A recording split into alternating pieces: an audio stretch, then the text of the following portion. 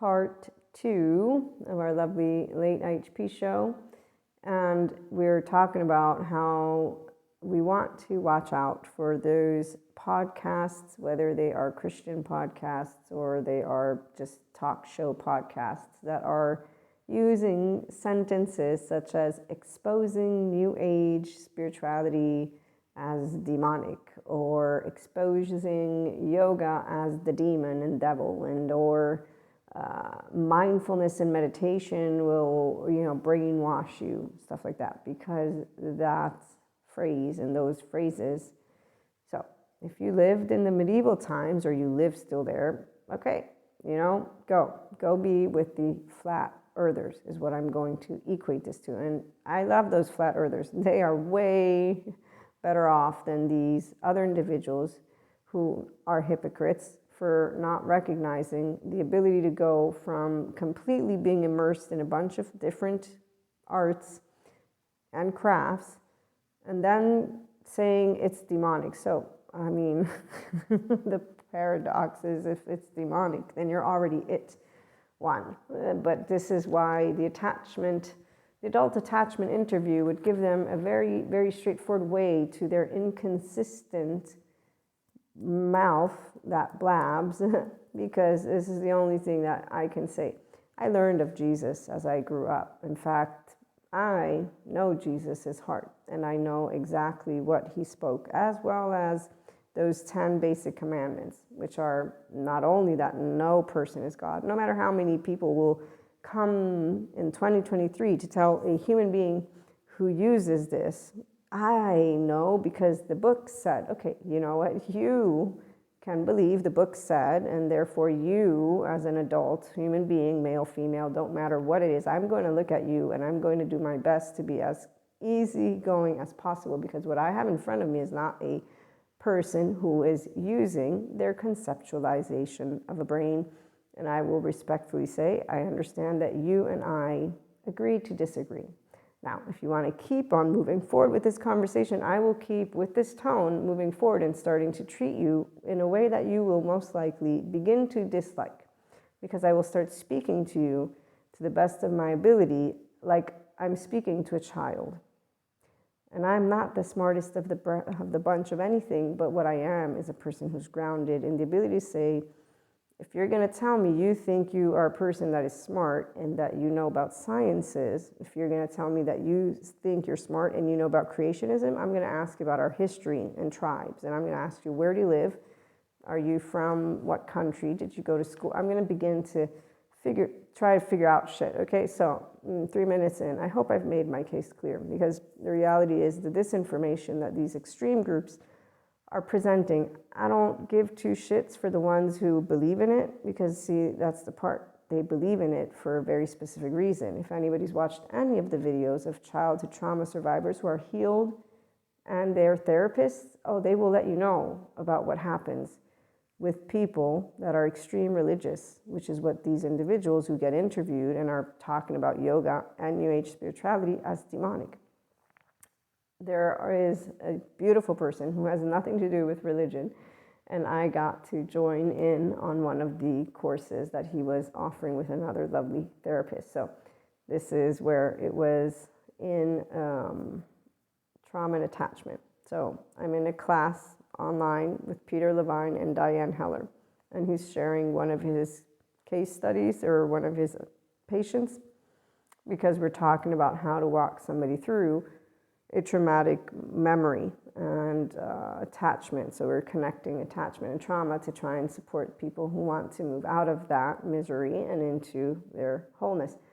And he was working with a older lady who he was successfully bringing to healing. But after like one session, the lady comes back after having had, I don't know, a nightmare of some sort, and says, "You're not God. You can't heal me. You are the devil. I am not coming back." This is a scientist man, a therapist man. He's helping a woman to physically heal. The woman believes in whatever dream she had, and also is thinking of scripture. You're not God. You're not supposed to be able to do this. And I remember the joke about, what was it, a man who calls out for God 3 times, and he's on a mountain, and he sends him the helicopter, and then he sends him another, an airplane, and then it's a boat, and then the guy dies, and he goes up to heaven, and he's like, hey, why didn't you show up? And God's like, I did show up. I showed up 3 times.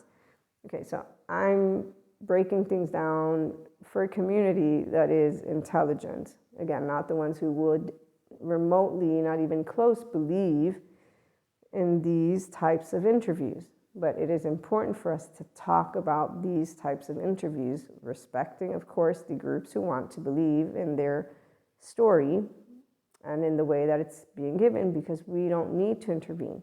We have laws and systems in place, and they work really very well.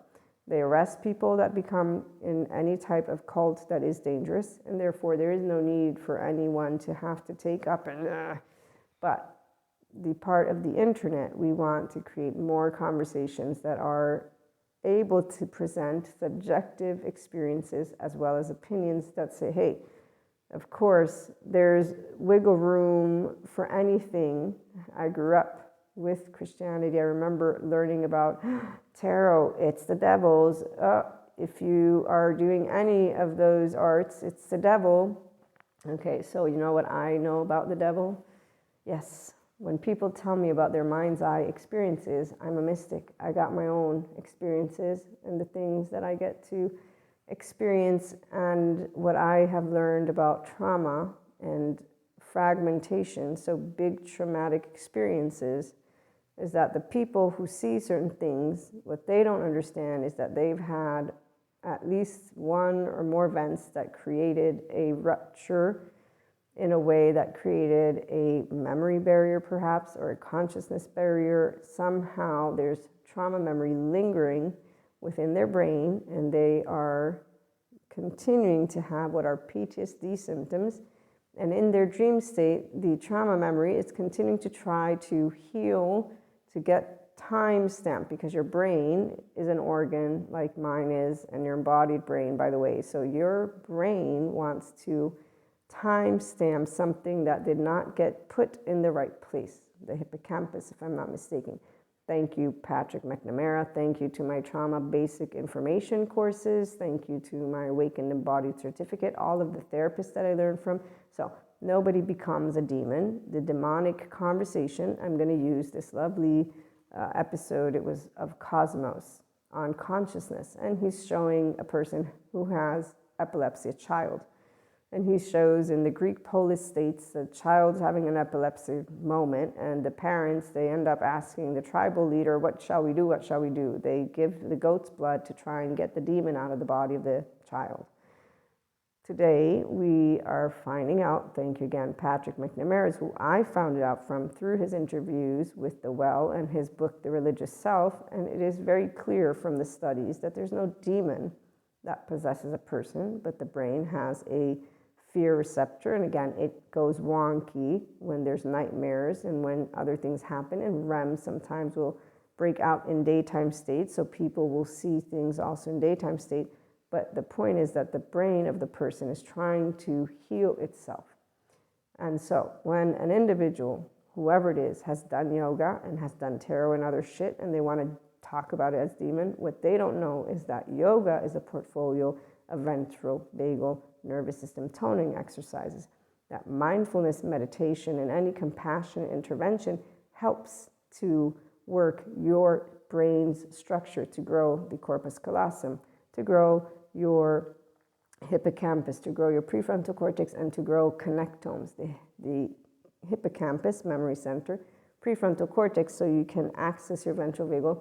Corpus callosum connects your left and right mode, and the connectome interconnected. Connectome is how your brain moves towards integration, which is, according to recent studies, the well-being of a human being. So the people who want to call all of this new age spiritual stuff demonic, they don't understand what they're talking about, is what I'm trying to say, and they're spreading disinformation, misinformation, and they are ill-informed, as well as, I'm not going to say brainwashed, because hey, you can believe whatever the heck you want, but you have half the information because you don't know how these actual tools help people. Now that we have people who are misusing them, That's the 4D mystics, and that's because they have also unresolved trauma and are not learning about their self. And we talk about that too. So be kind, compassionate, be intelligent, please.